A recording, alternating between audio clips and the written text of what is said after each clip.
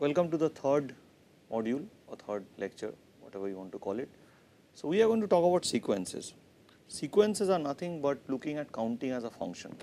So, I had said that counting our set is same as putting it in one-to-one correspondence with a set of natural numbers. So, a set is countable if either it is finite or I can do this correspondence. So, now let me consider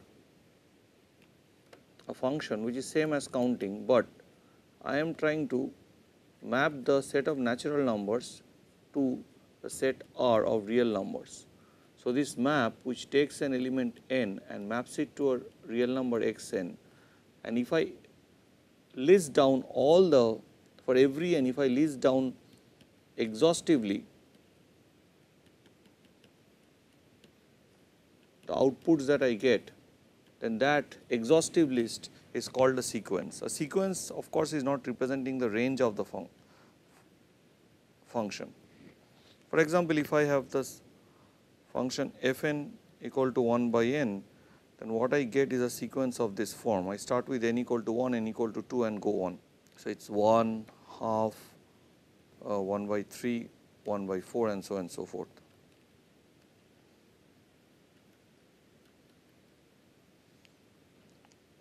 Of course, you could have a sequence which is slightly more interesting looking, minus 1 to the power n, which would just go on having this, but you just have to list down everything.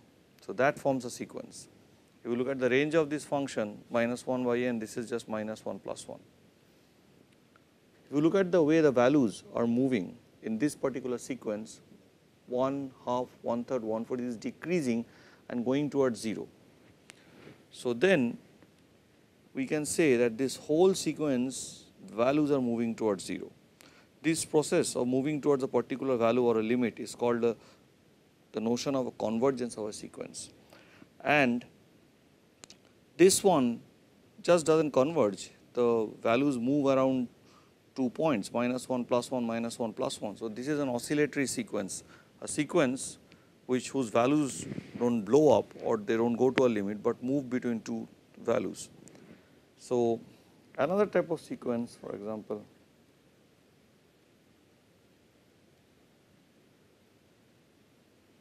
so it is just same repetition. So, here I can make the numbers as big as I like. So, you do not go to a fixed towards a fixed number. So, this is called a divergent sequence. So, this sequence is called convergent, this sequence is called oscillatory, and the third one is called divergent.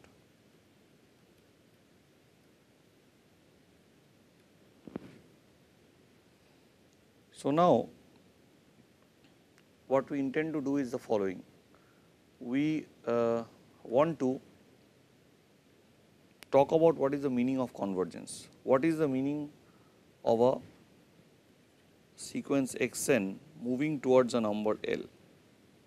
So, when I was a youngster and was in my high school, so one of our physics teachers started talking about derivatives and all those things, limits and everything, and we were not understanding, being students of class 11. So, we asked him what is the meaning of a limit. So, he said that limit means coming, but still not coming, which is essentially the fact, but which can be cloaked in a much more intelligent language. X n goes to L means that as I make n as large as possible, the distance between x n and L can be made as small as I like. That is the idea. So, you say, if you tell me, okay, I will give you a distance between x n and L, or I will fix up a number, can you find x n's so that all x n minus L would be less than that epsilon? That is, beyond some finite number of elements of the sequence, will all the x n's be such that the distance would be less than a given epsilon. So, that is the meaning of being able to make the sequence move closer and closer to L, that whatever be your distance, however small, I can make that, I can show that after a finite number of terms, all my sequence terms are getting inside the band xn the xn would lie between L minus epsilon and L plus epsilon. So, this actually implies if you say that this is less than epsilon, then it would imply that xn minus L is between plus epsilon and minus epsilon. So, xn is between L plus epsilon and L minus epsilon. So, the idea is that you have to tell me, if I give you an epsilon, you have to tell me what is the finite number of elements that you are leaving off. So, that is the, so determination of that finite number of elements is the main thing. So, given an epsilon, you have to tell, okay, if I throw away this finite number of elements from the sequence, rest are all within this band. So, that distances are all less than epsilon.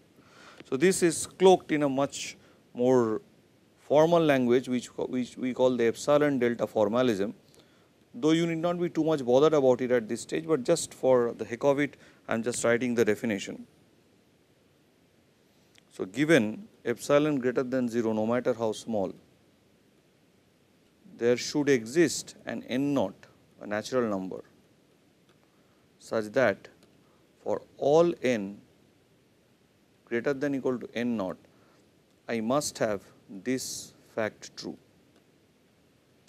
So, xn going to L simply means that this, that if you give me an epsilon, I should be able to tell you what amount of elements of the sequence I should forget, and remaining every one of them should lie between L plus epsilon and L minus epsilon. So, that is the very basic idea which we can draw out. So, suppose this is n and this is xn, and now we can just talk about, so this is my L which I think the sequence will go to. So, I will take some epsilon and create a 2 epsilon band around L. So, this point is L plus epsilon and this point is L minus epsilon. And now, suppose this is my 1, 2, 3, 4, 5, 6, 7, 8. So, maybe this is here, the second one is here, the third one is there, the fourth one is there, the fifth one is here, the sixth one is here, the seventh one is here, eighth one is here, and so on. So, what I see that, okay, the first one is outside the L epsilon band, this 2 epsilon band, epsilon and epsilon. So, this length is 2 epsilon, 2 epsilon. So, it is outside this 2 epsilon band, right, and so is 2, but 3 is inside, 4 is inside. So, can we say, okay, if we leave out 2 elements, everything is inside? No, we cannot say, because we see that 5 is outside, but after 5 we see that everything remains inside. If it, let us assume that it remains inside, then we can say if I leave out 5 of them, then for this particular epsilon, all the other terms starting from 6 towards infinity and going on, that would remain in this 2 epsilon band. So, this is the very basic idea of convergence which we have written down in this language. Now, a very important notion is that of a bounded sequence.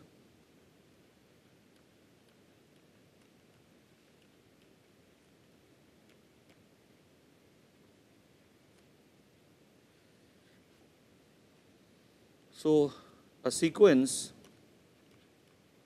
I am writing SUQ for short. See, this is the notation of a sequence in short, is bounded if there exists k greater than or equal to 0, such that mod of xn. So, this simply means, so essentially k is the upper bound of the sequence and minus k is the lower bound of the sequence. In fact, you can separate them and say you have a sequence may have an upper bound, but may not have a lower bound, but or may have both the bounds.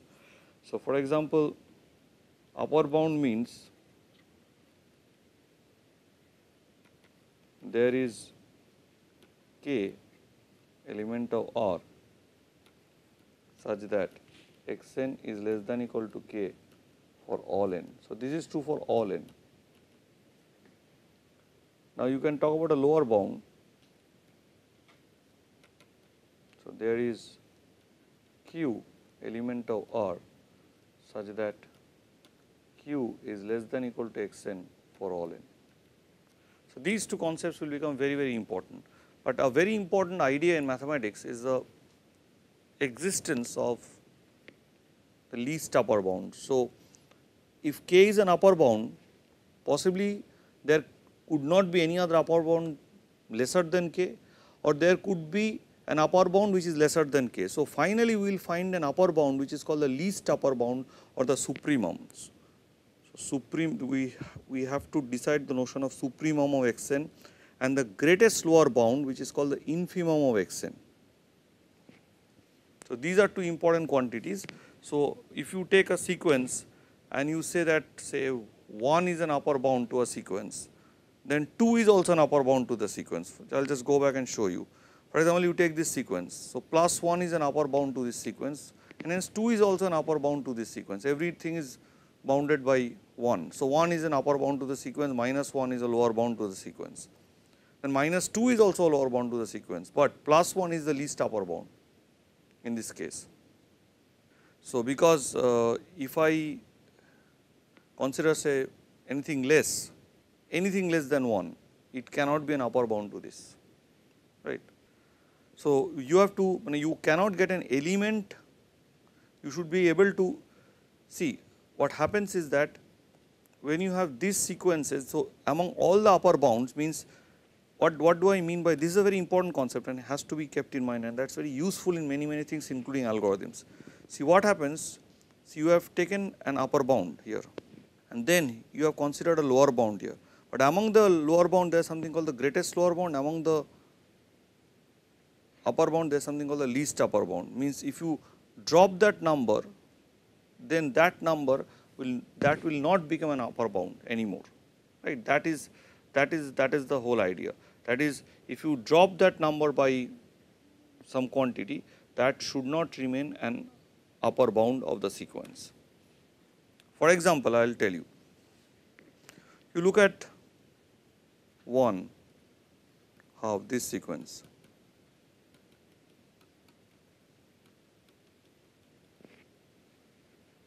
What is an upper bound here?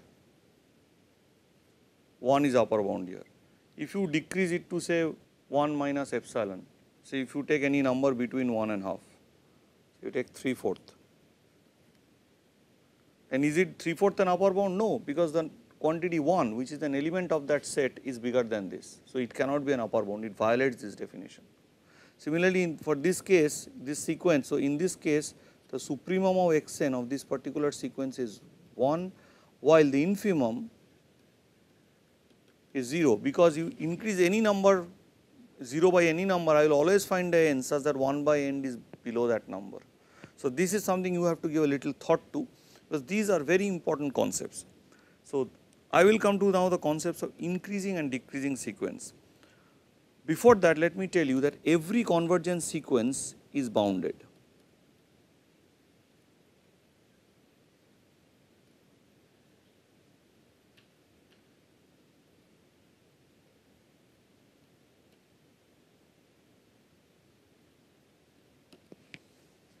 The proof can be done by using the epsilon delta formalism, which I will not get into the details. If I have time, I will tell you a bit, but let me now tell you that every convergence sequence is bounded, but every bounded sequence need not be convergent. For example, the sequence minus 1 plus 1 minus 1 plus 1, it is not convergent, but still it is bounded. So, bounded sequences do not need to be convergent, but convergent sequences need to be bounded. I want to repeat this term as I go on, that you have to you know sequences much better if you know that every bounded sequence need not be convergent. Just like I will tell you that when we will learn about derivatives, you will know calculus much better if you know at the very outset that every continuous function did not have a derivative. So, let us look at something called increasing sequence. You can understand what is the meaning of increasing sequence. Means the terms of the sequence increases as I increase the value of n, that is x of n plus 1 must be bigger than x n. This is what we call increasing sequence. And then something is called the decreasing sequence, that as I increase the value of n, the value of x n decreases. So, what is so fascinating about increasing and decreasing sequences? If I have a sequence which is bounded and increasing, then that sequence must be convergent and will converge to its supremum. And if I have a sequence which is lower bounded and decreasing, then it will converge to its infimum. So, if I have a sequence which is increasing and has an upper bound, it will converge to its supremum. So, here I am giving that if I have a bounded sequence, which you know that bounded sequence need not be convergent, but if it is additionally having the feature that it is increasing or decreasing, then it is convergent. So, here we are adding some conditions on a bounded sequence to show that when a bounded sequence can be convergent. So, if x n is increasing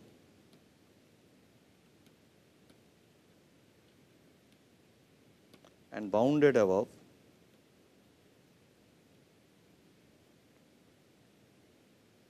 then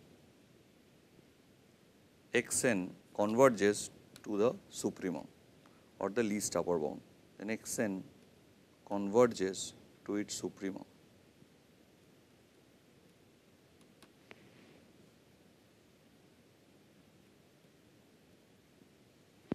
So, the idea, so please look at the supremum and infimum idea very well. We have already mentioned a text, and I think you should look into the idea of supremum and infimum very well, because we are of course doing the things in a very short time. Now, let me explain to you this idea pictorially, and by explaining to this idea pictorially, we will end today's discussion.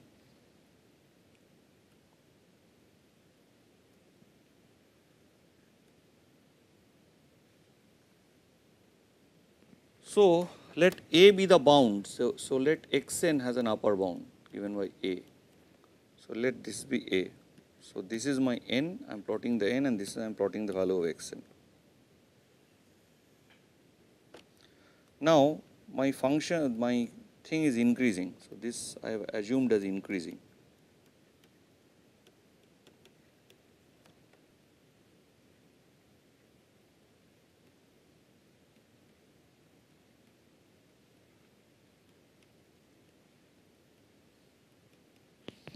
So, let us see. So, this is say x 1. So, x 2 must be bigger than or equal to x 1. So, say let us take x 2 and x 3 are same. Say then I have x 4, then I have x 5, then I have x 6. So, none of them can exceed a, because every value has to be less than a. So, then I have x 7, then I have x 8. You see, this is almost becoming asymptotical to this line, x 9 and so forth. So, it must converge, it cannot go beyond. So, it asymptotically, if this a is my supremum, it is asymptotically going towards a. So, with this idea, I would like to end today's discussion on sequences.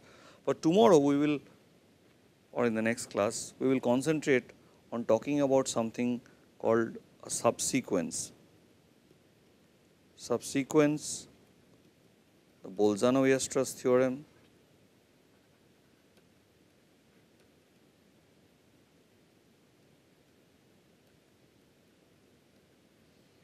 and about Cauchy sequences.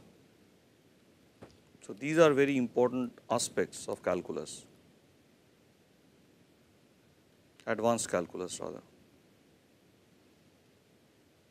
We are not doing high school calculus, just I want to keep in mind this thing. So, I hope you have a very basic idea of what is going on. You have to remember convergent sequences are important. Every bounded sequence is not convergent, but if a sequence is bounded above and is increasing, then it converges to its supremum.